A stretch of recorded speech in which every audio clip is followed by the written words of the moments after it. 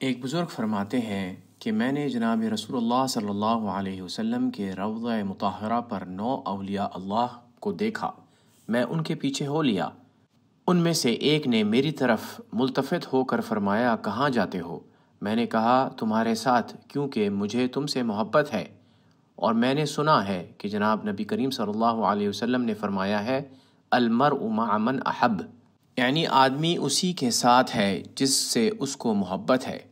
پھر ایک نے ان میں سے کہا، جہاں ہم جاتے ہیں وہاں تم نہیں جا سکتے، کیونکہ وہاں وہی شخص جا سکتا ہے جس کی عمر 40 سال کی ہو۔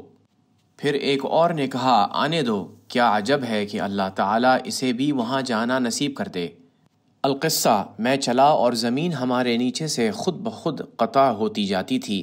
چلتے چلتے ایک ایسے شہر میں پہنچے کہ وہ چاندی اور سونے سے بنایا گیا تھا، اور وہاں درخت خوب گنجان تھے، اور نہریں جاری تھیں، اور عمدہ عمدہ میوے بے کثرت تھے۔ غرض ہم اس شہر کے اندر گئے اور وہاں سے انواع انواع کے میوے کھائے، اور 3 سیب وہاں کے میں نے اپنے پاس رکھ لیے، اور انہوں نے بالکل منع نہیں کیا۔ جب ہم وہاں سے واپس آنے لگے تو میں نے پوچھا، یہ کون سا شہر ہے؟ فرمایا، یہ اولیاء اللہ کا شہر ہے۔ جب ان کا سیر کرنے کو جی چاہتا ہے تو جہاں کہیں وہ ہوں ان کے سامنے یہ شہر ظاہر ہو جاتا ہے، لیکن 40 سال سے کم عمر کا سوائے تیرے یہاں آج تک کوئی نہیں آیا۔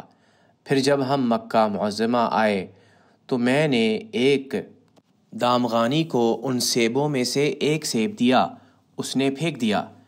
اس پر میرے ہمراہیوں نے مجھے ملامت کی اور کہا، جب تو گر سے نہ ہو تو اس باقی سیب سے کھا لینا، وہ بدستور رہیں گے، فنا نہ ہوں گے۔ القصہ، میں اپنے گھر آیا اور میرے پاس ایک سیب باقی تھا۔ میری بہن مجھ کو آ کر لپٹ گئی اور کہنے لگی کہ بھائی، جو تم ہمارے واسطے سفر سے ایک عجیب چیز لائے ہو وہ لاؤ۔ میں نے کہا، کیا عجیب چیز لاتا؟ مجھے دنیا کی کیا چیز میسر ہوتی ہے جو تمہارے لیے لاتا؟ اس نے کہا، وہ سیب کہاں ہے؟ میں نے اسے چھپا لیا اور کہا، کون سا سیب؟ اس نے کہا، ہم سے کیوں چھپاتے ہو؟ تمہیں تو اس شہر کی سیر نصیب ہوئی ہے، اور مجھے تو 20 برس کی عمر ہی میں اس شہر میں لے گئے تھے، اور واللہ بغیر میری خواہش کے مجھے بلایا گیا تھا۔ میں نے کہا، بہن یہ کیا کہتی ہو؟ مجھ سے تو ایک بزرگ نے یہ فرمایا ہے کہ 40 سال سے کم عمر والا اس میں کوئی آج تک تیرے سوا داخل نہیں ہوا۔ کہا، ہاں، یہ قاعدہ مریدین اور عشاق کے لیے ہے، اور جو مراد اور محبوب ہیں وہ اس میں جب چاہے جا سکتے ہیں اور اس سے کچھ راضی نہیں ہوتے، اور تم جب چاہو میں اس شہر کو دکھلا سکتی ہوں۔ میں نے کہا، اچھا اب دکھاؤ۔ اس نے کہا، اچھا دکھاتی ہوں، یہ کہہ کر آواز دی کہ اے شہر حاضر ہو۔ میں قسم کھا کے کہتا ہوں کہ وہ اس کے کہتے ہی بعینہ وہی شہر آنکھوں سے دیکھ لیا، اور دیکھا کہ وہ شہر میری بہن کی طرف جھک رہا ہے۔ میری بہن نے اس کی طرف ہاتھ بڑھا کر مجھ سے پوچھا کہ اب بتاؤ تمہارا سیب کہاں ہے؟ اس کے بعد وہ سیب جو میرے اوپر تھا مجھ پر گر پڑا۔